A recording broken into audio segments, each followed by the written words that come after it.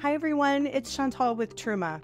This unit is equipped with a Truma AquaGo water heater, and I'm going to show you how to turn on the water heater from the CP Plus wall control. So the first thing you're going to do is press and release the button that turns on the display.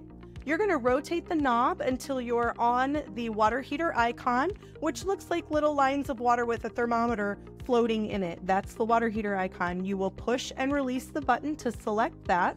Right now it's going to say off because the unit hasn't been turned on. If you turn the dial to the right, then you can select the operating mode that you want to be in, either Eco or Comfort mode. Now both Eco and Comfort are going to give you an output temperature of 120 degrees. But in the Eco mode, the only time the water heater is going to come on is when you have opened up a water faucet and you are calling for hot water. In the Comfort mode, the water heater will come on and do recovery cycles to maintain that 120 degree temperature inside of the water heater all the time.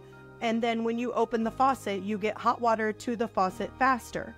I like to explain this in this way. If you are looking to conserve water, use the Comfort mode because you're going to be not running as much water to get hot water from the water heater to the faucet. It's going to heat up faster.